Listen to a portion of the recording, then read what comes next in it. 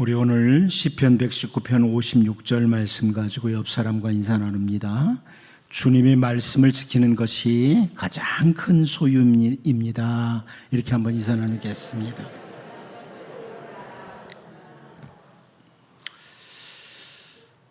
성경에 보면 자주 나오는 그 단어 중에 하나가 있는데, 그 자주 나오는 단어 중에 하나가 애굽에서 나온 이스라엘 백성들이 홍해를 건넌 후에 모세와 이스라엘 백성들이 부르는 찬양에서 나오는 단어가 하나 있습니다. 출애굽기 15장 17절 말씀을 보면 주께서 백성을 인도하사 그들을 주의 기업의 산에 심으시리이다.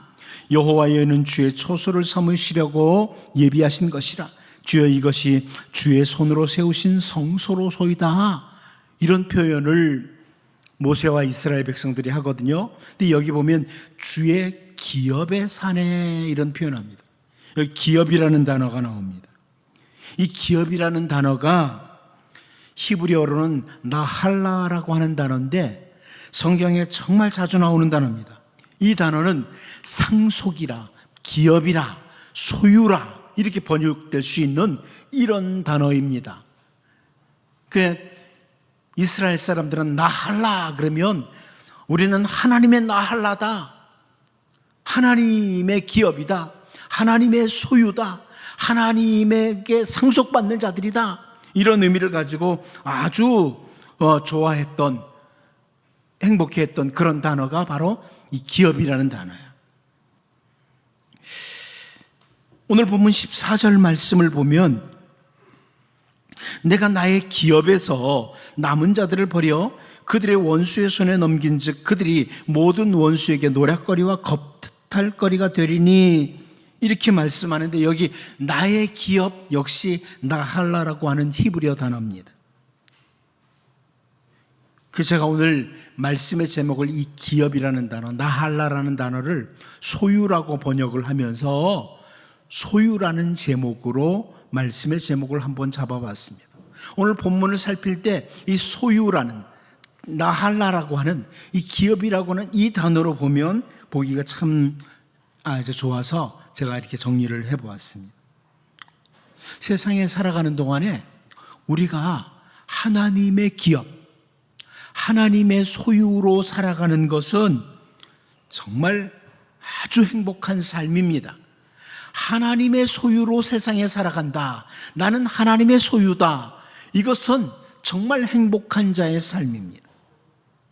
신명기 10장 14절을 보면 하늘과 모든 하늘의 하늘과 땅과 그 위의 만물은 본래 네 하나님 여호와께 속한 것이로되 이렇게 선포하고 있습니다. 세상에 존재하는 모든 것이 다 하나님께 속한 것, 하나님 소유예요. 사람들이 이건 내 거야, 내 거야 그래도 사실은요, 세상에 있는 모든 것들은 하나님 겁니다. 하나님 소유예요. 다윗이 같은 고백을 드렸어요. 역대상 29장 11절을 우리가 잘 아는데 다윗이 이런 고백합니다. 여호와여, 위대하심과 권능과 영광과 승리와 위엄이 다 주께 속하였사오니 천지에 있는 것이 다 주의 것이로소이다. 여호와여, 주권도 주께 속하였사오니 주는 높으사 만물의 머리이심이니이다. 이 다윗의 고백입니다. 다윗은 왕의 자리에 있으면서 상당한 금은 모화를 소유하고 있다, 이렇게 생각할 수 있죠. 하지만 이 모든 것의 진정한 소유자는 하나님이시라, 다윗이 그렇게 고백하는 거예요. 이 모든 것의 진정한 소유는 하나님 것입니다. 자, 이렇게 올바로 눈을 열고 보면 세상에 존재하는 모든 것들이 다 하나님의 소유임을 볼 수 있지만 특별히 신명기 4장 20절 말씀을 보면 하나님이 이런 말씀을 하죠. 여호와께서 너희를 택하시고 너희를 쇠풀무불 곧 애굽에서 인도하여 내사 자기의 기업을 삼으신 것이 오늘과 같아도. 이스라엘 백성들입니다. 애굽의 노예로 있었던 그 쇠풀무불 같은 애굽의 노예로 있었던 이스라엘 백성들을 인도해 내셔서 하나님의 기업, 하나님의 소유로 삼으셨다, 이렇게 말씀을 해요. 하나님의 특별한 소유가 된 거죠. 여러분, 우리들 죄의 종로로 타던 자들, 죽음 가운데 속해 있던 자들이었는데 하나님은 우리 주 예수 그리스도로 말미암아 우리를 건져내시고 하나님의 자녀로 삼으시고 하나님의 특별한 소유로 삼으셨습니다.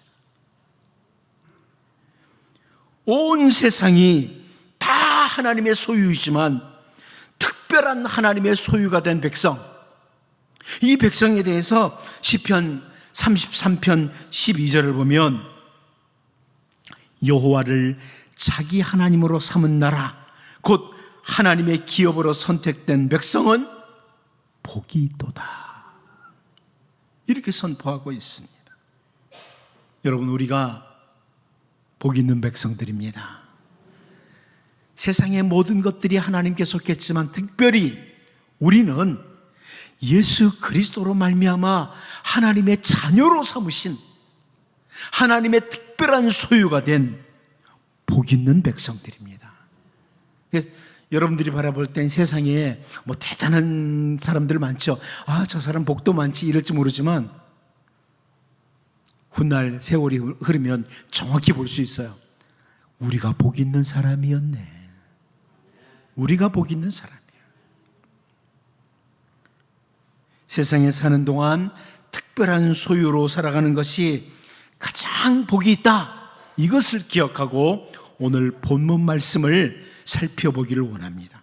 첫 번째로 우리는 본문에서 남은 하나님의 소유 유다를 봅니다. 남은 하나님의 소유 유다라. 우리 본문 14절을 다시 한번 읽어보겠습니다. 봅니다. 시작. 내가 나의 기업에서 남은 자들을 버려 그들의 원수의 손에 넘긴 즉 그들이 모든 원수에게 노략거리와 겁탈거리가 되리니. 자, 여기 열왕기 기자를 통해서 하나님은 나의 기업에서 남은 자들, 이런 표현을 합니다. 나의 기업에서 남은 자들. 세번역 성경은 이렇게 번역을 했어요. 내가 내 소유인 내 백성 가운데서 살아남은 사람을 모두 내버리겠고 그들을 원수의 손에 넘겨주겠다. 그러면 그들이 원수들의 먹이가 될 것이고 그 모든 원수에게 겁탈을 당할 것이다. 하나님의 특별한 소유가 누구라고요? 이스라엘 백성들이었어요. 그런데 이스라엘 백성들 가운데 남은 자들, 이렇게 표현을 해요. 이때가 어느 때냐면 북이스라엘은 아시리아 제국에 의해서 멸망을 당한 때예요. 그리고 남쪽 유다만 남은 때예요. 두 지파, 남쪽 유다만 남았어요. 이스라엘 전체 12지파 가운데 10지파였던 북이스라엘은 멸망을 당하고 두 지파, 이 남쪽 유다만 남은 때였어요. 다른 표현으로 지금 하나님의 소유 중에 유다는 남은 자들이었어요. 남은 자들. 정말 이때 남아있는 유다 백성들, 하나님의 소유인 유다 백성들은 정신을 차리고 하나님의 특별한 소유답게, 하나님의 백성답게 살아야 될 그때였어요.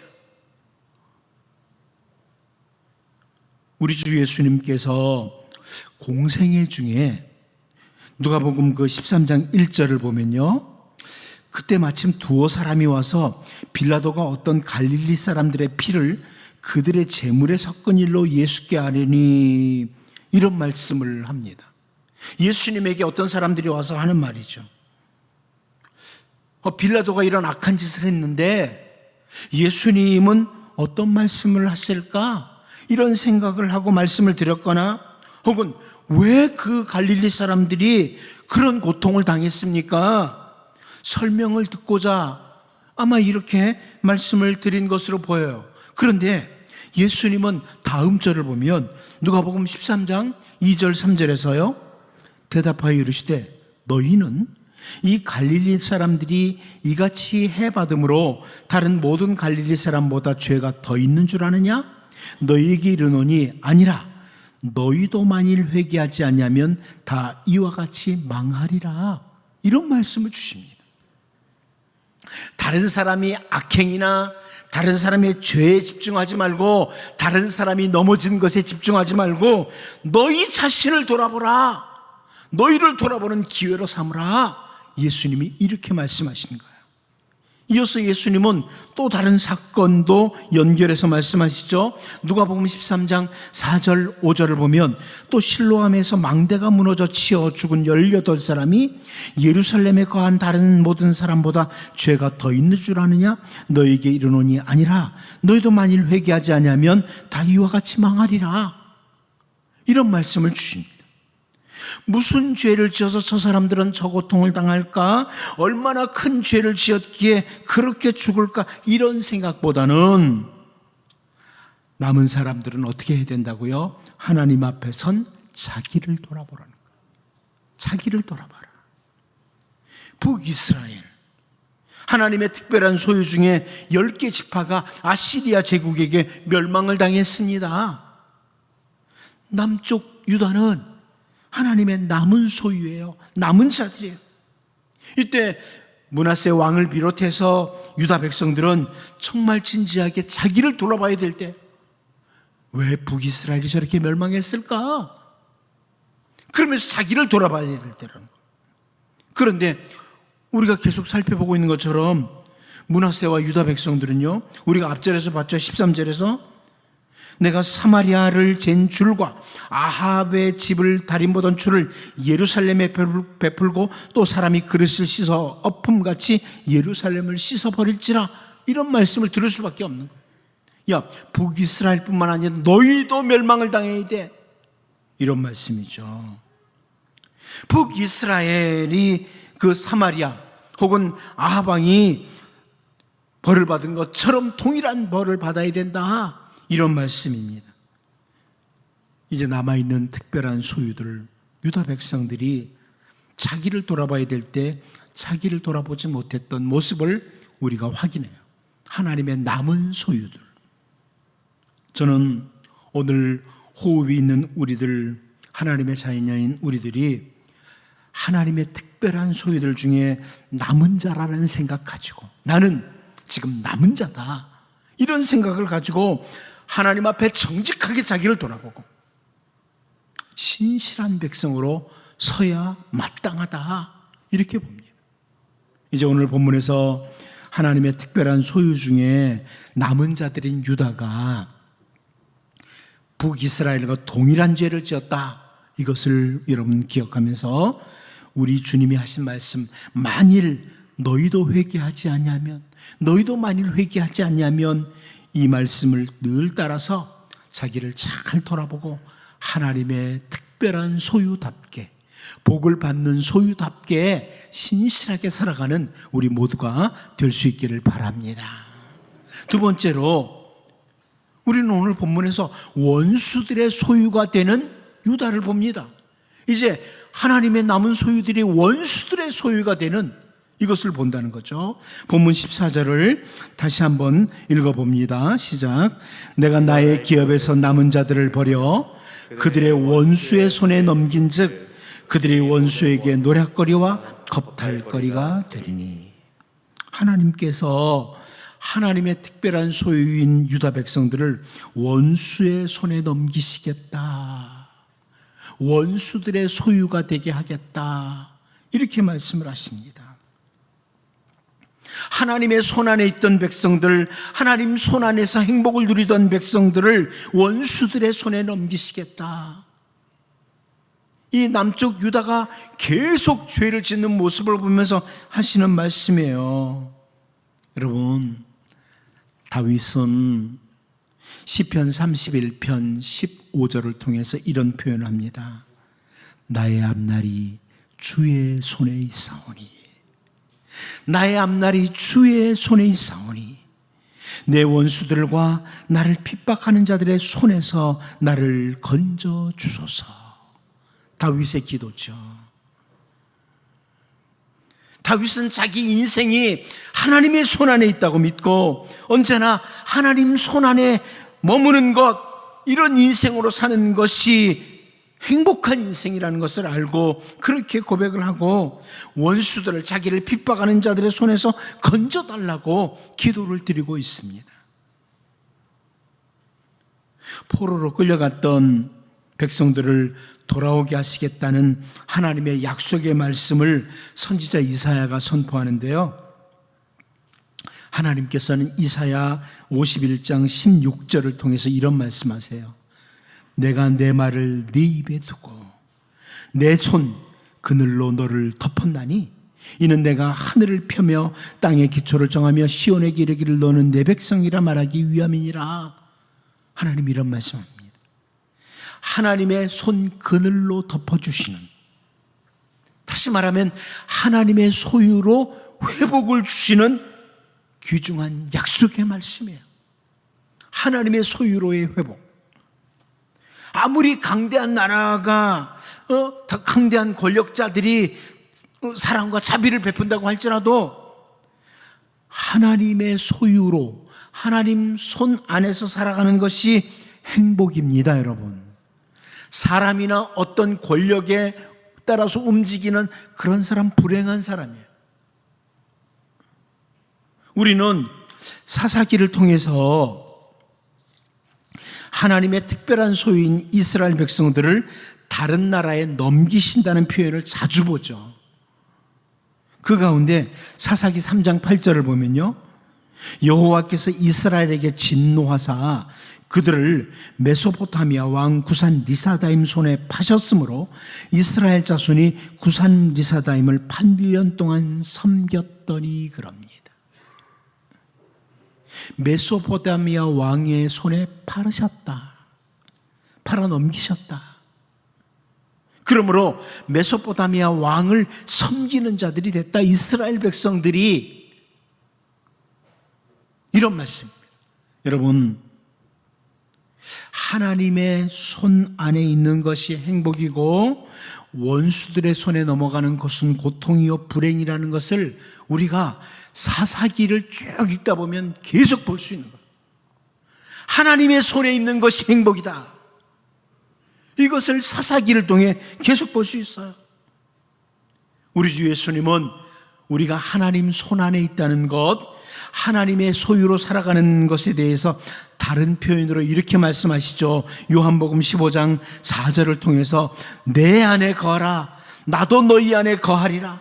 가지가 포도나무에 붙어있지 아니하면 스스로 열매를 맺을 수 없음 같이 너희도 내 안에 있지 아니하면 그러하리라. 이렇게 말씀을 하십니다.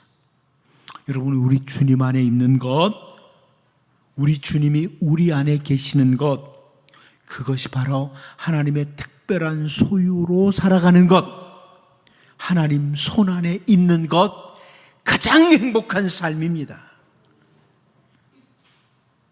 여러분, 주님의 손 안에 있을 때 행복한 삶이고 열매가 있는 삶이에요. 늘 확인해야 될 거예요. 내가 지금 주님 안에 있느냐, 아니면 사탄의 영역 안에 있느냐, 주님이 내 안에 계시느냐, 주님의 말씀이 내 안에 계시느냐, 아니면 다른 것들이 나를 주장하고 있느냐, 이걸 잘 확인하셔야 돼요. 우리 주 예수님은 또다시 요한복음 15장 7절을 통해서요, 너희가 내 안에 거하고 내 말이 너희 안에 거하면 무엇이든지 원하는 대로 구하라, 그리하면 이루리라, 이렇게 말씀하셨어요. 여러분, 하나님의 말씀이 우리 안에 있을 때, 말씀 붙들고 기도할 때 기도의 능력이 나타나는 겁니다. 우리가 언제나 주님 안에 있는지, 주님의 특별한 소유답게 살아가는지를 확인을 잘하되 주님의 말씀이 내 안에 있는지를 잘 확인하는 것, 이것이 정말 중요한 거예요. 내가 말씀의 통제를 받고 있느냐, 이런 거예요. 주님이 우리 안에, 주님의 말씀이 우리 안에 있다. 이 말씀은 주님의 말씀인 성경이 우리의 삶의 기준이고 우리의 삶의 잣대가 되는 삶이에요. 기준이고 잣대가 되는 삶이에요. 하나님의 특별한 소유, 하나님의 손안에 있다. 이것은 하나님의 말씀이 우리의 기준이 되는 거예요. 삶의 기준. 다른 것들이 기준이 아니에요. 하나님의 말씀이 기준이고 말씀이 잣대예요. 하나님의 말씀의 잣대로 재봐서 아니면 버리는 거예요. 여러분, 이제 본문을 통해서 남아있는 하나님의 소유 유다를 원수들의 손에 넘기셔서 원수에게 노략거리, 겁탈거리가 되게 하신다는 말씀을 보면서 하나님의 소유가 좋다. 주님의 말씀이 기준이 되고 잣대가 되는 삶, 하나님 손안에 머무는 주님 안에서 발견되는 정말 복 있는 여러분들과 여러분 가정이 되기를 축복합니다. 마지막 세 번째로 유다는요, 하나님의 복이 아닌 진노를 소유하는 유다가 되고 맙니다. 여러분, 세상에 사는 동안에 하나님의 복을 늘 소유하고 살아야 되잖아요. 근데 유다는 이제 하나님의 진노를 소유하는 자가 되었다. 우리 본문 15절 다시 한번 읽어보도록 하겠습니다. 본문 15절 봅니다. 시작. 이는 애굽에서 나온 그의 조상 때부터 오늘까지 내가 보기에 악을 행하여 나의 진노를 일으켰음이니라 하셨더라. 하나님께서는 하나님의 특별한 소유인 이스라엘 백성들, 오늘 우리들에게 언제나 가장 좋은 것을 주시기를 기뻐하시는 분이에요. 여러분, 하나님께서는 우리들에게 가장 좋은 것 주시기를 기뻐하시는 분이에요. 하나님의 특별한 소유인 그 백성 자체를 하나님이 기뻐하시기 때문이에요. 선지자 호세아를 통해서 하나님이 하나님의 특별한 소유인 우리를 얼마나 기뻐하시는지 보여주거든요. 호세아 9장 10절을 보면 옛적에 내가 이스라엘을 만나기를 광야에서 포도를 만남같이 하였으며 너희 조상들을 보기를 무화과 나무에서 처음 맺힌 첫 열매를 봄같이 하였거늘 그들이 바알브올에 가서 부끄러운 우상에게 몸을 들이므로 저희가 사랑하는 우상같이 가증하여졌도다. 이런 표현을 합니다. 여러분, 하나님이 하나님의 특별한 백성인 우리를 바라보실 때 뭐라고 그래요? 광야에서 포도를 만나는 것처럼. 광야길 걸어가 보신 적 있으십니까? 그 광야길을 가다가 포도를 만났을 때 그 기쁨이 어땠겠어요? 나무를 심었어요. 무화과 나무를 심었는데 거기서 첫 열매가 맺혔어요. 굉장히 행복하죠? 굉장히 행복합니다. 그런 모습, 그렇게 우리를 기뻐하신다. 하나님의 특별한 소유를 바라보시면서 하나님 정말 기뻐하세요. 그런데 하나님의 특별한 소유인 이스라엘 백성들, 남쪽 유다 백성들에게 가장 좋은 것을 주시기를 원하는데 범죄하고 하나님을 거역하고 또 거역하는 하나님의 특별한 소유 남쪽 유다, 그들에게 하나님의 진노가 임하게 된다. 그들은 하나님의 복을 소유하는 자가 아니라 하나님의 진노를 소유하는 자가 된다. 이 말씀이에요. 오늘 본문 15절에 보면 애굽에서 나온 그의 조상 때부터 오늘까지 그래요.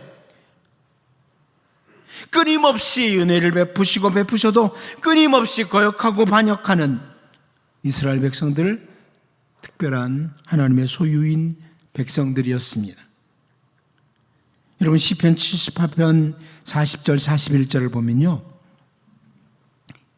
시편 기자가 이런 표현합니다. 그들이 광야에서 그에게 반항하며 사막에서 그를 슬프시게 함이 몇 번인가.